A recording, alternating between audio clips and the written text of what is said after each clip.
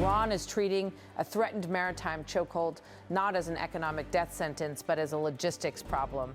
One it believes geography can solve.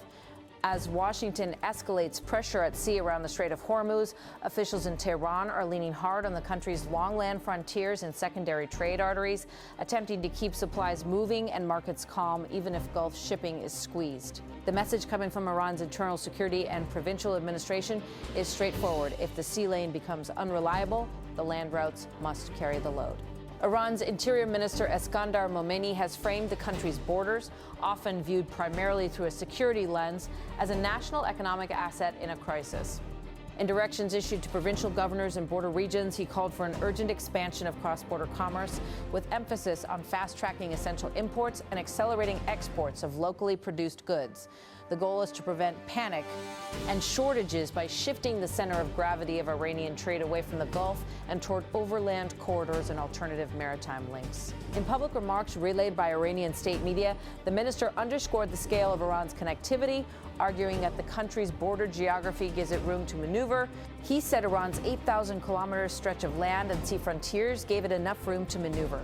The directive to local administrations was practical. Simplify border logistics, keep transport networks functioning, mobilize cooperatives and local traders, and ensure that daily life is insulated so far as possible from any disruption tied to maritime pressure. That strategy is rooted in the map. Iran shares land borders with Iraq and Turkey to the west and northwest, Armenia and Azerbaijan in the Caucasus, Turkmenistan to the northeast, Afghanistan to the east, and it has a northern maritime outlet through the Caspian Sea that links it commercially to Russia and Kazakhstan. In normal times, some of those routes are politically complicated, more expensive than ocean freight, and slower than Gulf shipping. In a crisis, they become lifelines. Tehran's approach is not only about shifting freight, it is also about shifting risk. Overland routes fragment exposure. Instead of one concentrated choke point in the Gulf, trade flows can be dispersed across multiple border crossings, trucking corridors, and rail networks, each imperfect but collectively resilient. Iranian officials have been urging provincial authorities to treat border infrastructure, customs throughput, and local transport capacity as strategic priorities rather than routine administrative work. While Iran looks inward to its provinces and outward to its neighbors, regional partners are also moving, some for their own economic interest, others to capitalize on a moment of diplomatic opportunity. One development drawing attention across the region is a newly activated Pakiz Tehran transit corridor intended to connect Pakistani ports to Central Asian markets through Iranian territory. The corridor's first shipment has already moved, marking a symbolic shift. A route once discussed in policy papers is now being tested in real time under geopolitical stress.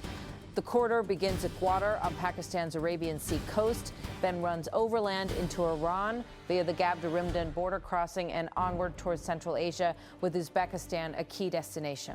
The inaugural consignment, reported as frozen meat moved by refrigerated trucks, reached Tashkent, underscoring how quickly trade planners are trying to operationalize alternatives, while the Gulf's risk profile rises. Islamabad has also adjusted some export and transit rules to facilitate movement of food, medicines, and other essential supplies along the route.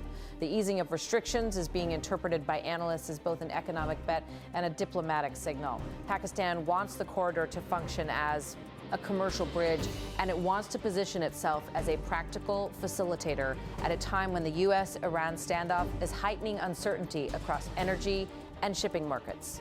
At the diplomatic level, the corridor's debut is also being linked by regional observers to Pakistan's role in hosting and facilitating recent rounds of U.S.-Iran engagement. The logic is simple. When a country helps create channels for talks, it also gains leverage to build channels for trade. In a region where politics and logistics constantly overlap, the difference between a diplomatic corridor and a transit corridor is often a matter of paperwork. But the wider backdrop is far more combustible. The Strait of Hormuz, normally one of the world's most important energy arteries, has become the focal point of a high-stakes confrontation between Iran on one side and the United States and Israel on the other. What used to be treated as a hypothetical nightmare in shipping and energy risk assessments is now the Ein-ing openly discussed in operational terms: cordons, patrols, restrictions, and retaliation. Washington's stated objective is coercive pressure. The White House has confirmed that the naval cordon is meant to force Tehran back into negotiations and to prevent Iran from using shipping lanes as leverage.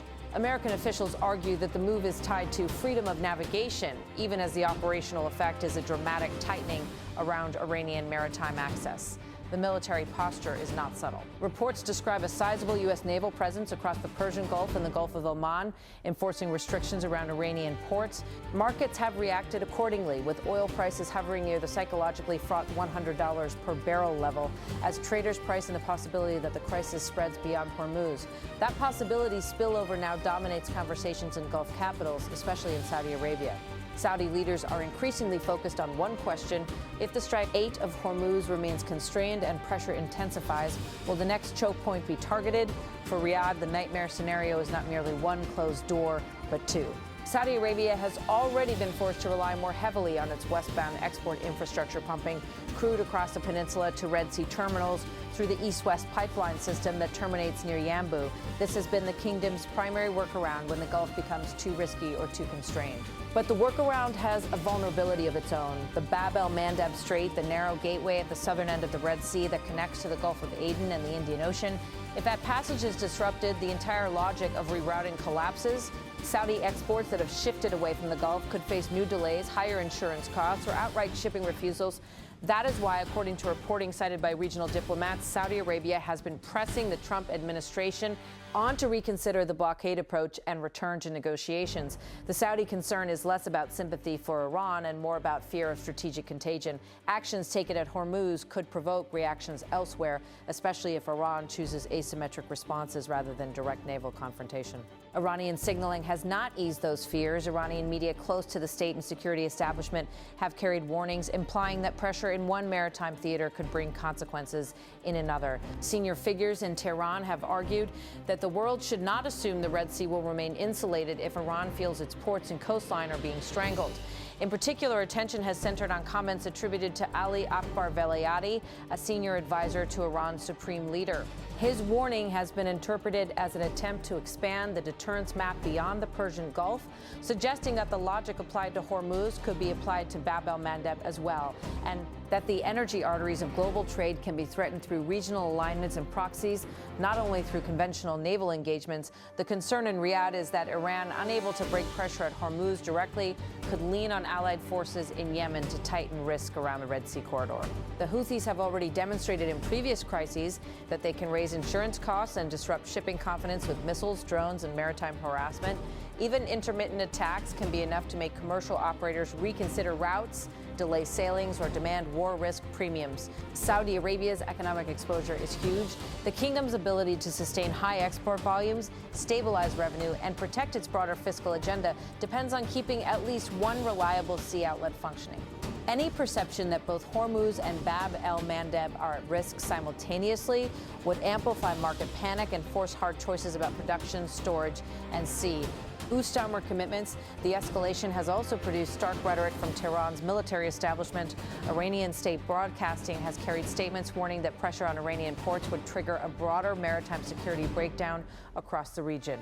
One widely circulated line captured the all-or-nothing framing Tehran wants to project. Asterisk, he said security in the Persian Gulf and the Sea of Oman is either for everyone or for NO1. Another warning pushed the threat further. Asterisk, he said, no port in the region will be safe. The intent is deterrence through fear of regionalized disruption, an argument that if Iran is strangled, the Gulf's commercial ecosystem cannot remain intact. Washington's view is that the risk is worth it and that pressure must be maintained until Tehran changes course. Yet the more prolonged and public the blockade posture becomes, the more it invites Iran to respond in ways that are harder to predict, harder to contain, and more likely to draw in additional actors. In practical terms, that is why Iran's land border strategy matters.